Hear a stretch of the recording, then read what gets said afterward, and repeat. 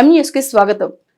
కుక్కతోక వంకర వల్లే ఎమ్మెల్సీ తోట త్రిమూర్తుల బుద్ధి కూడా వంకరేనని కరోనా సమయంలో మండపేట నియోజకవర్గ ప్రజలకు ఎమ్మెల్యేగా ఏమి చేశానో మీ నాయకులను అడిగి తెలుసుకోమని తోటకు సలహా ఇచ్చిన Mandapeta TDP MLA Vegulla Jogeswara Rao TDP కార్యాలయంలో జరిగిన మీడియా సమావేశంలో వేగుళ్ల మాట్లాడుతూ తోటకు అసలు ఎన్ని నాలుకలని రామచంద్రాపురం నియోజకవర్గ ఉమ్మడి ఎమ్మెల్యే అభ్యర్థి వాసంశెట్టి సుభాష్ తో కల్ కాదని అక్కడ మీడియాతో చెప్పిన తోట త్రిమూర్తులు తాను మండపేట నియోజకవర్గానికి తోట లోకల్ ఎలా అవుతాడని మండపేటలో రౌడీజాని నియోజకవర్గం అంతా వ్యాప్తి చేస్తున్న ఎమ్మెల్సీ తోట రాబోయే ఎన్నికల్లో ఎమ్మెల్యేగా చిత్తుగా ఓడిపోతానని తెలుసు కాబట్టే ఎమ్మెల్సీ పదవికి రాజీనామా చేయకుండా కల్లుబుల్లు కబుర్లు చెబుతున్నాడని వేగుళ్ల జోగేశ్వరరావు ఎమ్మెల్సీ తోట తీరును తీవ్ర స్థాయిలో దుయ్యబట్టారు. ఇక గతంలో రామచంద్రాపురంలో మాజీ మంత్రి బోస్పై రాళ్లు విసిరిన చరిత్ర తోటదని జిల్లా సమావేశంలో కూడా బోస్పై తీవ్ర అసభ్య పదజాలంతో దూషించిన తోట త్రిమూర్తులు గతం మర్చిపోతే ఎలాగని మండపేట వైసీపీ ఎమ్మెల్యే అభ్యర్థిగా చిత్తుగా ఓడిపోవడం ఖాయమని అందుకే తోట త్రిమూర్తులు ఆందోళన ఎక్కువైపోయిందని విమర్శించారు.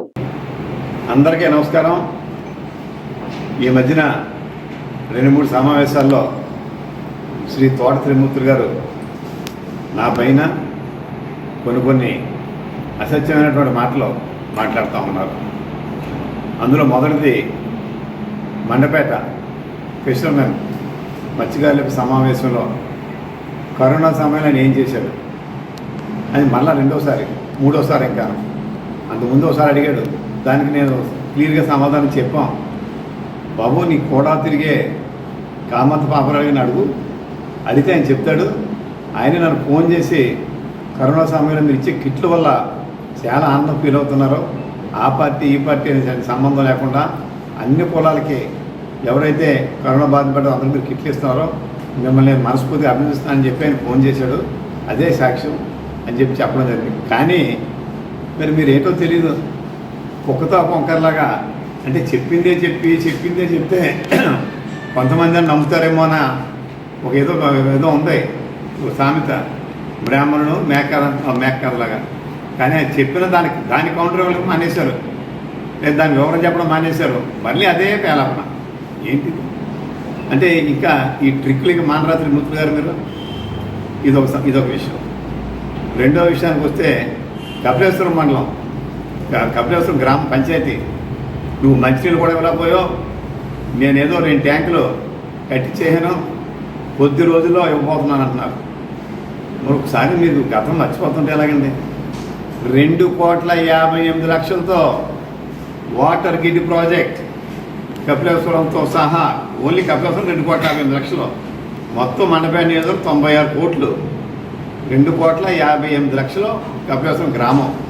మరి దాన్ని మనం ఆవేళ అటు నీకు రామపురం నియోజకవర్గం శాంక్షన్ అయినాయి, మండపేట నియోజకవర్గంలో మాకు ఇక్కడ శాంక్షన్ అయినాయి.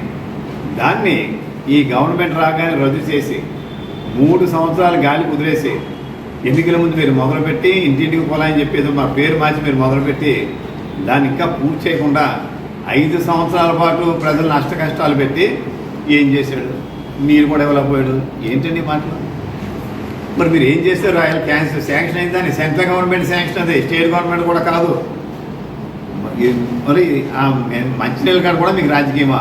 మీకు మీ పార్టీకి దీనికి సమాధానం కపిలేశ్వరం గ్రామమే కాదు 43 గ్రామాల జనాలు కూడా చెప్పాలని చెప్పి నేను డిమాండ్ చేస్తున్నాను. అదేవిధంగా గ్రావెల్ విషయం మాట్లాడుతున్నారు. ఏదో ఆ పెద్ద ఇంజనీర్ మాట్లాడిచ్చారు, ఏదో కథ రాసి ఇచ్చారు, ఆయన పాపం తెలియక చదివేశాడు అంటున్నారు. తెలియక కాదు, ఇంకా చాలా ఉన్నాయి ఆయన దగ్గర. ఎందుకు ఇది ఈ కంపు ఇంతే, ఈ కంపు అని చెప్పి ఆయన మాతో చెప్పాడు. తోట త్రిమూర్తులు అంటే కంపు అని చెప్పి పెద్ద ఆయన చెప్పాడు మాకు. మరి ఇక్కడ మరి ఈ గ్రాములకి ఏదో 2-3 చేత మాట్లాడిస్తున్నారు.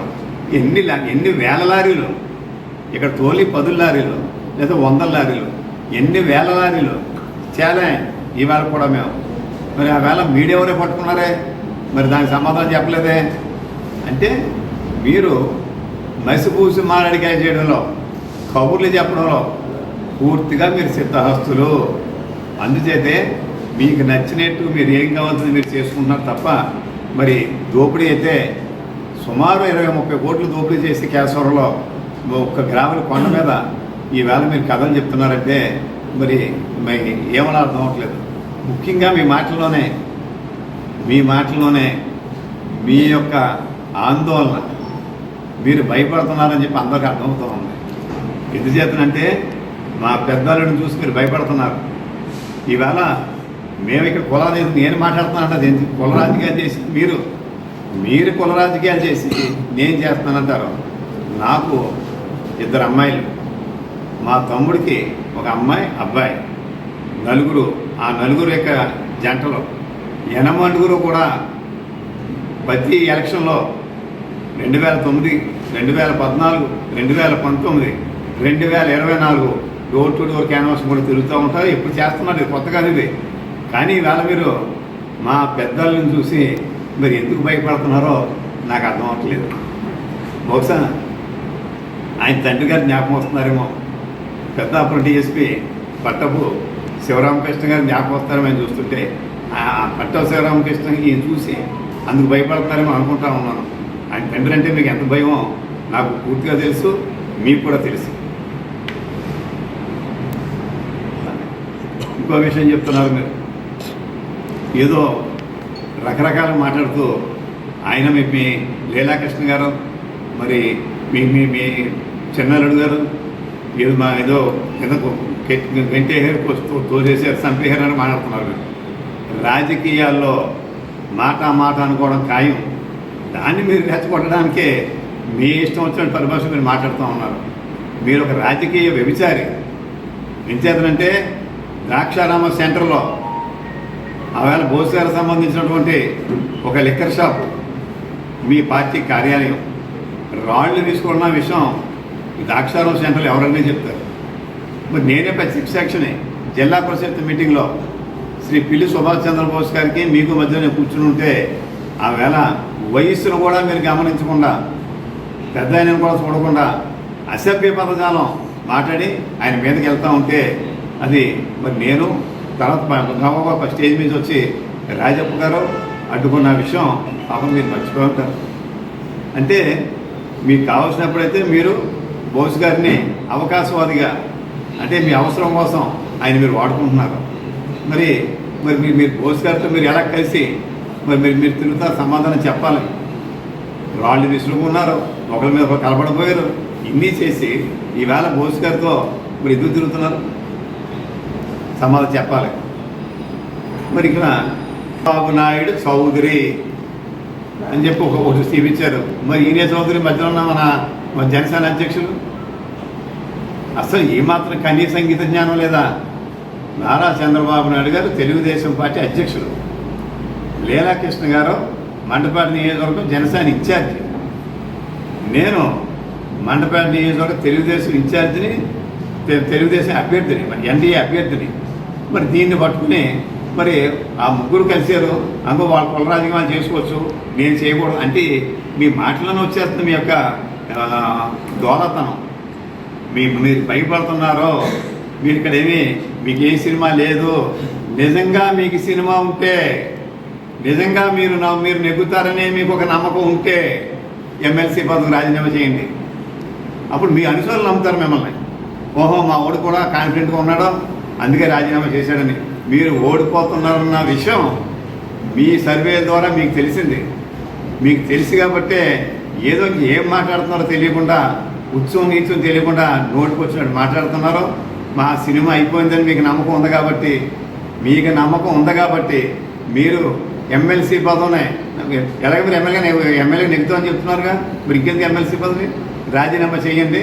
ఖచ్చితంగా మీ అనుమానులు మాత్రం మా ఓడికి కూడా ధీమా ఉంది అని చెప్పి వాళ్ళు కూడా మిమ్మల్ని నమ్ముతారు. అంతే తప్ప మరి ఏదో కథ చెప్పి ఏదో చేస్తూ ఉంటాం కూడా కరెక్ట్ కాదని చెప్పి ఈ సందర్భంగా తెలియజేస్తూ,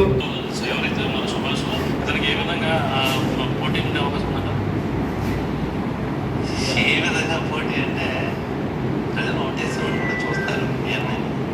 గెలిచిన ఓడిన బోస్ గారు కానీ లేకపోతే నేను కానీ రామచంద్రపురం ఉండేవాళ్ళమే,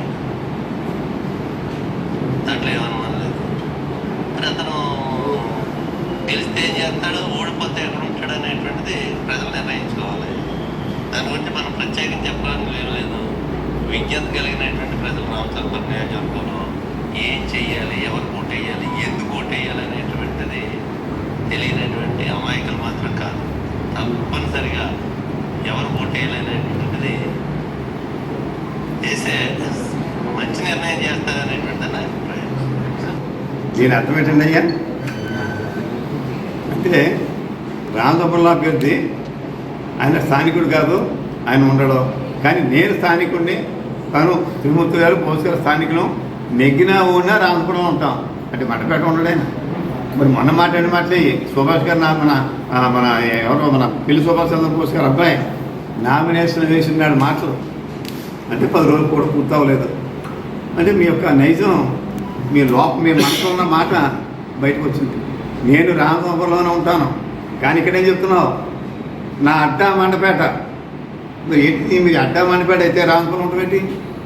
దీనికి సమాధానం ఏం చెప్తారండి? తోట త్రిమూర్తులు గారు దీనికి సమాధానం ఏం చెప్తారు? అంటే మీకు కావాలితేనేమో ఇలా మాట్లాడతారా? రామపురం దగ్గరికి వచ్చేటప్పటికేమో నేను రామపురంలోనే కాపురం ఉంటాను, నేను రామపురంలో నెగ్గినా ఉన్నా రామపురంలో ఉంటానని మీరు చెప్తారా సమాధానం? అంటే ఇంకా మీ నాలిక ఎన్ని నాలికలు అని మీకు ఎన్ని నాలికలు ఉన్నాయి? దీనికి కూడా సమాధానం చెప్పి తీరాలి. అంటే మీరు ఇక్కడి నుంచి అయినా మీరు ఓడిపోతున్నారన్న విషయం మీకు మాకు ముందే అర్థమవుతుంది. మెన్నుపాటు మేము ప్రసారంలోకి వెళ్తూ ఉంటే మీరు ఆ యొక్క అటువని అడ్డంగా పెట్టించి మరి ఎదురు కూడా పంచాయతీ వాళ్ళు వచ్చి కూడా కేకలేశారు. మా త్రిమూర్తి గారు ఉంచమన్నారంటే నా డ్రైవరు ఏంటిది? అంటే ప్రశాంతమైనటువంటి మండపేట నియోజకవర్గంలో ఎప్పుడైనా ఈ ప్రచారంలో కానీ మామూలుగా గొడవలు ఉన్నాయా? ఒక రౌడీగా మీరు వచ్చిన తర్వాతనే ప్రశాంతమైనటువంటి మండపేట నియోజకవర్గాన్ని రౌడీ రాజ్యం చేయాలని చెప్పి నువ్వు చూస్తున్నావు. నీ ఆటలిక సాగో, నీ తోక కత్తిరిస్తున్నావు. ఖచ్చితంగా రేపు 13తో నీ సినిమా అయిపోయింది. నీ సినిమా అవ్వలేదని నువ్వు అనుకుంటే మాత్రం రాజీనామా చేసి మాట్లాడమని చెప్పి నేను డిమాండ్ చేస్తున్నాను. మరిన్ని తాజా వార్త విశేషాల కోసం ఎంన్యూస్ ని సబ్స్క్రైబ్ చేయండి, మీ మిత్రులకి షేర్ చేయండి.